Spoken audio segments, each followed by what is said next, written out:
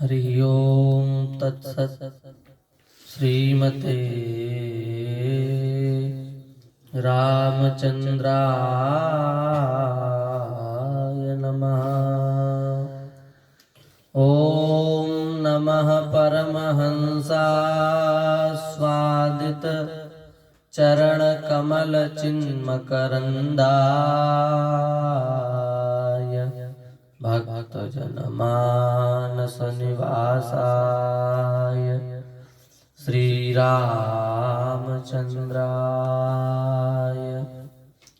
वाञ्छाकल्पतरुभ्यश्च कृपा सिन्धुभ्य एव च पतितानां पावनेभ्यो श्रीवैष्णवेभ्यो नमो नमः।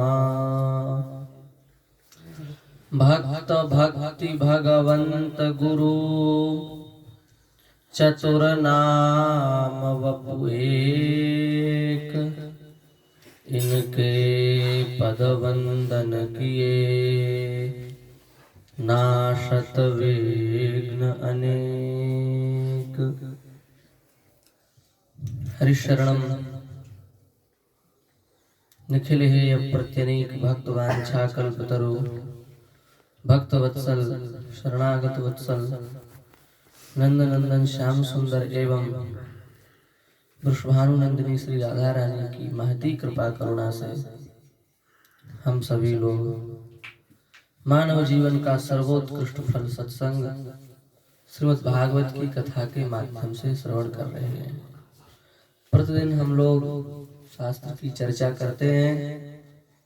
उस शास्त्र की चर्चा के माध्यम से हम सभी लोग अपने जीवन के सर्वोत्कृष्ट लाभ को प्राप्त करते हैं। हम सभी इस जगत में चेतन से लेकर मनुष्य से लेकर पशु पक्षी तक प्रत्येक जीव भगवान का अंश है। इस बात को स्वयं श्रीमद् भगवत गीता में भगवान स्वीकार कर रहे हैं, भागवत में भगवान स्वीकार कर रहे हैं, रामचरितमानस में भगवान स्वीकार कर रहे हैं, समस्त पुराणों में भगवान स्वीकार कर रहे हैं। श्रीमद् भगवत गीता में भगवान कह रहे हैं ममैवांशो जीवलोके जीवभूतः सनातनः मनः षष्ठानीन्द्रियाणि प्रकृतिस्थानि कर्षति। हमारा ही जीव है। संसार के जितने भी प्राणी हैं, जितने भी जीव हैं, वे सब हमारा ही अंश हैं, हमारे ही अंश भूत हैं। हम सब भगवान के ही अंश हैं। तो हम सब भगवान के अंश हैं, यह बात हमें स्वीकार कर लेनी चाहिए। रामायण में गोस्वामी जी महाराज कह रहे हैं ईश्वर अंश जीव अविनाशी चेतन अमल सहज सुख राशि। ईश्वर अंश, प्रत्येक जीव भगवान का अंश है, अविनाशी है।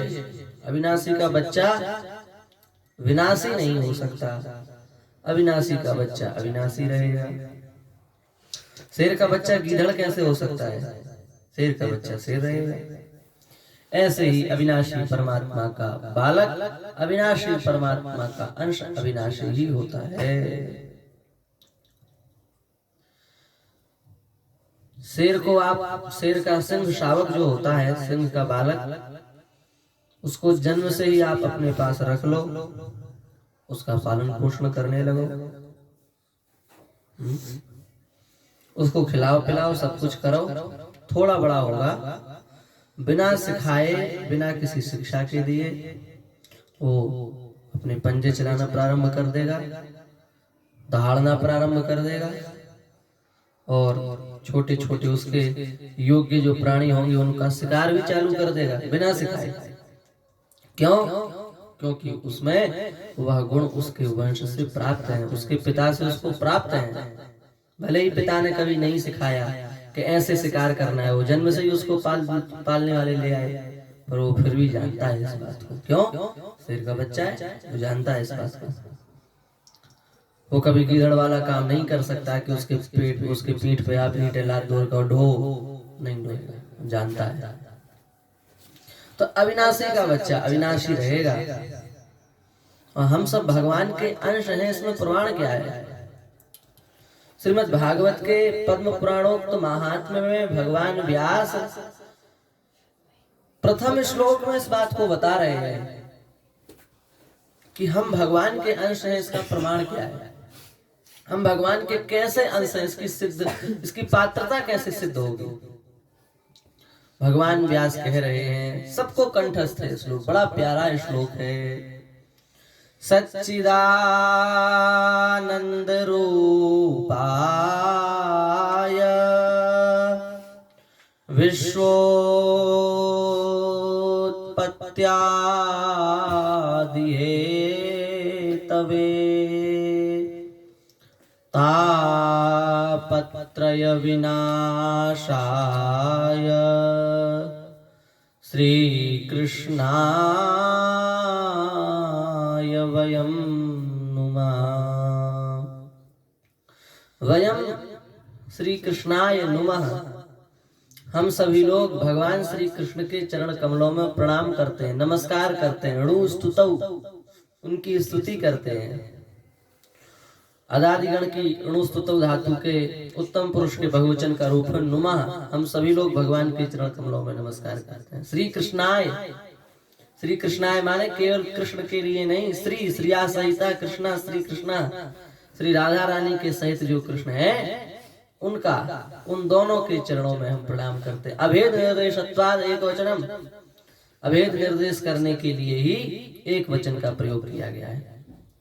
नहीं तो श्री कृष्णाय, श्री अलग होती और कृष्ण अलग होते तो दो हो गए, तो दो वचन का प्रयोग करना चाहिए, पर एक वचन का प्रयोग किया, श्री कृष्णाय। अर्थात भगवान व्यास बताना चाह रहे हैं राधा ही कृष्ण है, कृष्ण ही राधा है, राधा कृष्ण में भेद नहीं है। ब्रह्म वैवर्त का वचन है महाराज, राधा कृष्ण में जो भेद करता है वो करोड़ों करोड़ों वर्षों तक नरक में वास करता है।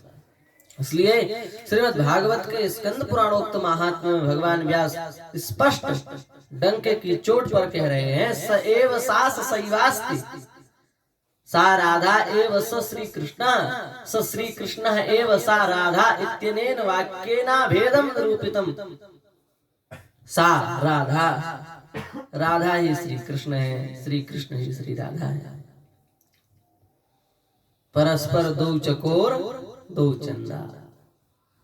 चकोर चंद्रमा को देखा है ना, चकोर चंद्रमा को निहारता रहता है, चकोर की चाह है चंद्रमा, ऐसे ही राधा रानी की चाह है श्री कृष्ण, श्री कृष्ण की चाह है श्री राधा। तो चंदा हो गए श्री कृष्ण। जब राधा रानी को श्री कृष्ण की चाह है तो श्री कृष्ण चंदा हो गए, और श्री कृष्ण को जब राधा रानी की चाह है तो राधा रानी चंदा हो गई, और श्री कृष्ण को जब राधा रानी की चाह है तो श्री कृष्ण चकोर हो गए, और जब राधा रानी को श्री कृष्ण की चाह है तो श्री राधा रानी चकोर हो गई। इस प्रकार से परस्पर दो चकोर दो चंदा बन गई बात। इसलिए भैया राधा कृष्ण में भेद नहीं है। अब यहाँ श्री शब्द का अर्थ राधा ही है, क्योंकि श्री शब्द का अर्थ लक्ष्मी भी होता है, श्री शब्द का अर्थ सीता भी होता है, श्री शब्द का अर्थ दुर्गा भी होता है, श्री शब्द का अर्थ राधा भी होता है। पर यहाँ राधा ही अर्थ लेना है। क्यों? क्योंकि एक सिद्धांत है, सहचरिता सहचरितयो सहचरित सेव ग्रहणम। सहचरित और असहचरित के बीच में सहचरित का ही ग्रहण किया जाना चाहिए, असहचरित का ग्रहण नहीं किया जाना चाहिए। जैसे सैंधव शब्द का अर्थ होता है घोड़ा, और सैंधव शब्द का अर्थ होता है नमक। अब राजा जा रहे हैं यात्रा पर, और राजा ने कहा सैंधवम आनय, अपने सैनिक से कहा सैंधवम आनय। तो वहां पर सैंधव शब्द का अर्थ घोड़ा, घोड़ा ला करके आप खड़ा कर दोगे कि नमक ले आओगे राजा के सामने? घोड़ा ला करके खड़ा करोगे क्योंकि उसको यात्रा करना है। यात्रा में नमक से क्या काम, घोड़े से काम है, घोड़े पर बैठ के यात्रा करेंगे।